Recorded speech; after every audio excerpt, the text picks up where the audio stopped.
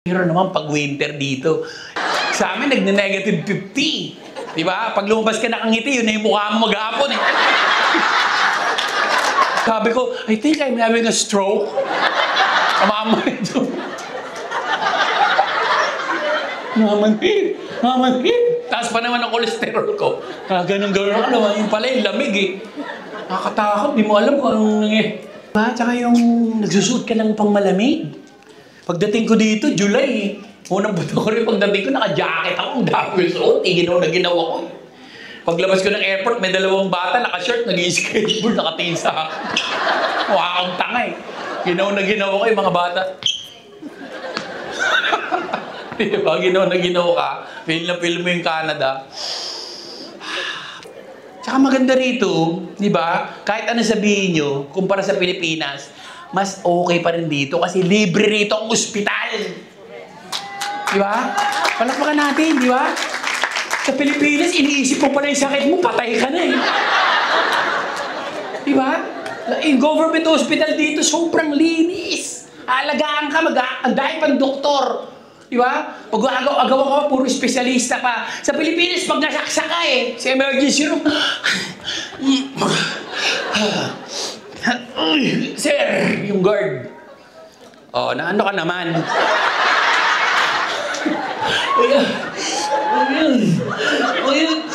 Sama ako eh. Saan? Hindi ko naman tandaan. Tama ka po eh. Masaksa ka na at pinapatandaan pa sa iya. Saan banda? Anong street? Pumuna ako. Tapos pag ginagamot ka, tatanungin ka po, sige, pasok na! Magkano po ito eh? Okay, consultation, 500. Tuloy po, kasya. Pag in-opera kita kasama ang x-ray, 50,000. Kasya po. Pag in-operahan ka, 120. Alis na ako. Hindi kasya, balik niya na po, ibalik na. Dito, talagang lahat libre. Konting naramdaman mo lang. Hindi, parang inuubo ko, pata hospital. Barado yung ilong ko, mataas doktor. Sa Pilipinas, kaya ang dami na uso, inuubo ko, minom ka ng gin, lagyan mo kalamansi. Nag-iimbento ng mga, nakalunod ako ang tinay, kumain ka na saging, huwag mo lununin mo. Sasabit yan.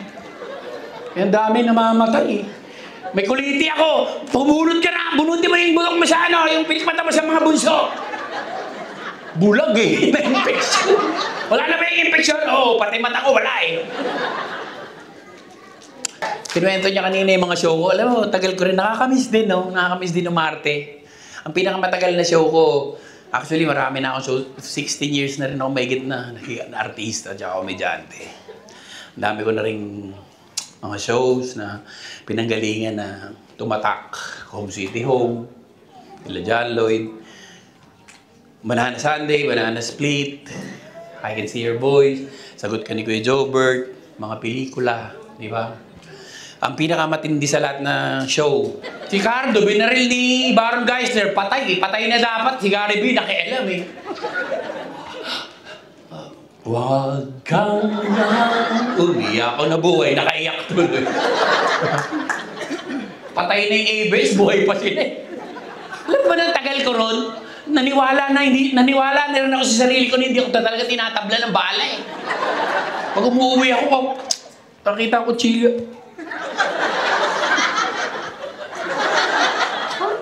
Hindi na kaya ako tinatabla?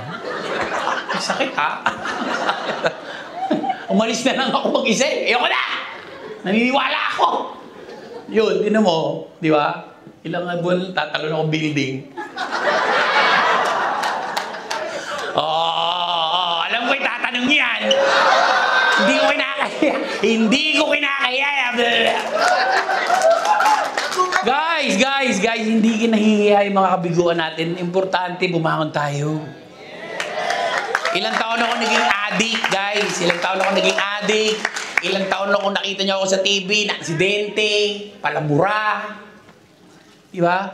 Ngayon ko lang na-realize nung nakilala ko ang Diyos, hindi ko kailangang magmura para maging nakakatawa ko. Pag magaling kang magpatawa, nakakatawa ka talaga. Diba? Kaya kailangan sinasamahan natin ng dasal. Nung tatalon ako sa Sogo, adik ako dun. Diba? Napraning ako eh. Ilang araw na akong tulog eh. Alam mo, sabi ko nga dito, saka sa Amerika, sa Canada, isang tao lang yung umarte-arte ng gano'n sa building. Ang dami ng ambulansya. May helicopter pa. May mga fire truck pa. Sa akin, at 6 na oras na ako walang dumarating. Nainip na rin ako eh. Kaya ako naman pakamatay, bahala kayo dyan. May dumating na bumbero, nakasando pa eh. Hoy, anong ginagawa mo dyan? Aabala mo pa kami. Sorry. Sorry. Parang, di ba? Ayaw ko pala na trabaho mo. Dito, konting lang, may mga lalapit pa siya ng mga, ang tawag doon, yung mga pulis na, hey man, don't do that. Your family loves you. Don't jump. Come here. Let me help you. Sa Pilipinas, di ka tatalon? Hindi ka mapunta rito? Papatayin kita. Papatayin kita. Pinapirapan mo pa kami. Lalo pag mahirap ka lang. Di ba? Lalo nagkatukhangan doon sa amin. May pinapatay mga adik. May isa eh, mahirap. Wala namang kinalaman eh. O pare, mabunod! Binaril eh. Bang! Sabi ng asawa, Sir! Ba't yung pinatay yung asawa ko? Mabubunod eh. Maluwag lang yung brief niya! Naayos nito. Bubunod daw eh. Patay, nakaganon eh. Pagka kasi nandyan, nagkakatukhangan, nag-ayos ka ng brief. Patay, nakaganon. Sir, ano nangyari? Yung brief. Nakakahiya pa yung kinamatay. Nalaman pa na bacon yung brief. Pinatay na. Bacon pa yung brief. Nakakahiya. Sino may mga asawa na dito? Sino may mga partner? Bilisan niyo sumagot. Tagal niyo naman. Isang tanong, isang sagot, titingin na pa kayo. Kaya kayo nag-aaway ng asawa niyo eh. Sino mga partner? Sabi ng babae, tinatanong ka. Tinatanong ka, ano, hindi mo kilala ha? Alam mo naman yung mga babae, mga masyado, mga ano yan, sensitibo yan sa mga ganyan eh. Tinanong ka, di ba? Ninong Jobert, may asawa ka, ba't parang naghahanap ka pa? Nasa tabi mo ako, di ka nahiya? Laking issue na eh. Sino mga mag-asawa, taas kamay? Pag malaki nyo na may mga asawa nyo. Yan. Wala naman siyang kasama. Wala naman kasama. Ay, asawa mo? Yan. Ilang taon na eh. Makikita may mga matatagal na mga mag-asawa, yung mga 10 years na matagal na nagsasama. Magkalapit pa rin, holding hands pa rin. Yan yung mga ano eh. Pero yung mga malalayo na yung asawa na doon na. Ano, stay away. Sige, mga anak na. Di ba? Tsaka yung mga bago. Yung mga bagong girlfriend, boyfriend. Sino yung mga ganun dito? Mga one month pa lang. Mga Pilipino, mga, di ba? Yan yung mga babaeng maaarte pa na. Nini. Nini. Nini. Yan mo.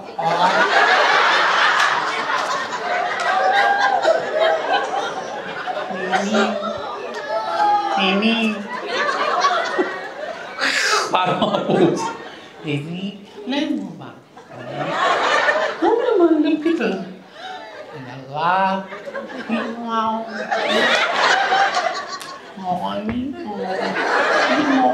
Gusto mo galing dito pababa. 10. Sige.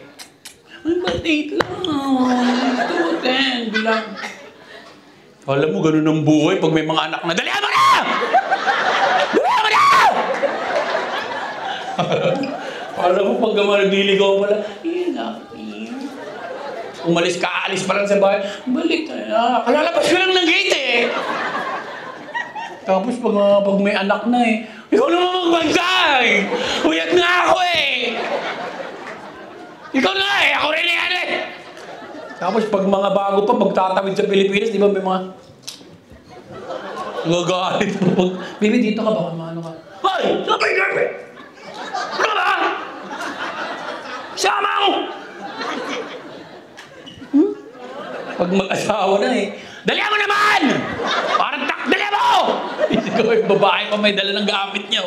Dalihan mo! Diba? Biro, pero totoo yan. So, yan. Umuwi ako sa Pilipinas. Ang tagal, medyo matagal-tagal na rin akong hindi umuwi. Ang hirap din maging Canadian, no? Oo, nag-exam ako. Exam ako eh. Online eh. Sabi ng asawa ko, huwag kang titingin kung saan-saan, ha? Baka sabihin, ang dadaya ka. Oo, sige. Ayun na, go. Tumutulo na yung luha ko, no?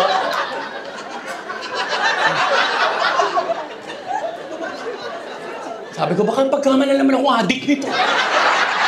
Sige, hindi yan. Okay, tapos na. 15, naka-15 ako. Pasang awa. Ayos eh. Tapos, biglang, nung pumasa ako, ni-schedule na ako for, di ba? Oath-taking. Saya ko, naka-Amerikana pa ako eh. Yun na ngayon. Pagkatapos, pinakanta na ng national anthem online. Yabang ko pa eh. Oh, Canada. Siguro mga 150 kami. Hindi ko alam yung lyrics eh. Oh, Canada, our home and native land. Nilipsing ko na lang, hold them apart so clean. Clap them softly. Umiyak-iyak pa ako para kunyari, patriot ako.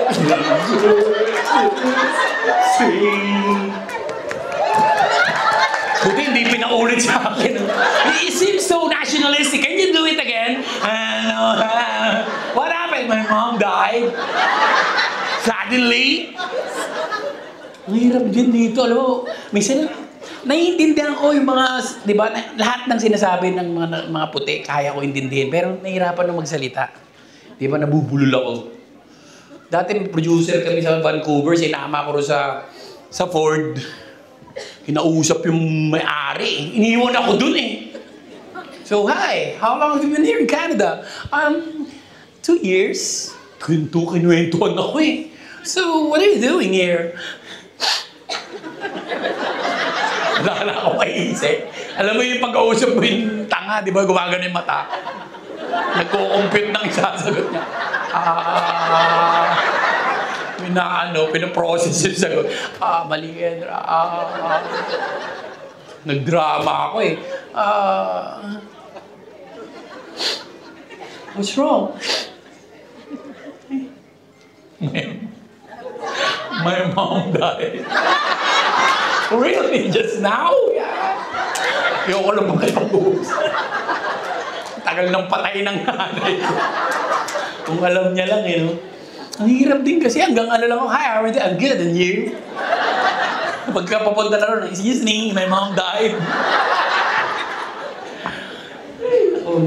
Tapos sa mga, ang hirap pa rito, gusto ko lang mapag-isa, wag mong kakausapin yung mga puting matatanda. Ang daming oras yan. Magja-jogging ako, may nakasalubong akong dalawa eh. Mag-asawa, namimitas ng berry, nakialam din ako eh. Sabi ko, hi, good morning. Are those berries? Sabi nila, come here, we'll teach you how to make them a jam. 6 na oras ako doon. Kinuwento sa akin yung buhay nila, gumagano na ako. We're from Banff and we're from... Pakailam ko po. Jogging po ako eh. Pakailam ko sa jam. Mayroon tinanong ko lang kung berry yan eh. Hindi ako gagawa ng jam. Nangyari ko yung jam. Hindi nga ako makain ng peanut butter eh. Grabe. Taon-tawa to. Tuyo na yung lalamunan. Parang ang baby doll eh. Ano yung sinayaw nyo? Tala? Tala na alang yun. Lito pa kayo. Huwag nyo kasi sasayaw yun. Magsisilaw talaga kayo. Tala. Ilang galing nyo tagal pre-practice yun? Gusto ko lang malaman. Kasi bala ko rin mag-dancer eh. Gusto ko malaman yung process, kung paano nangyayari, kung ba't nagkakagulo kayo rito.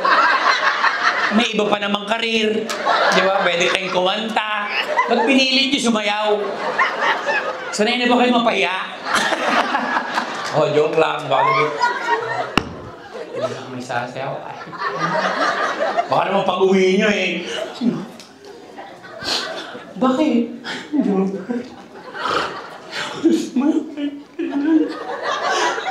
Saktan kami.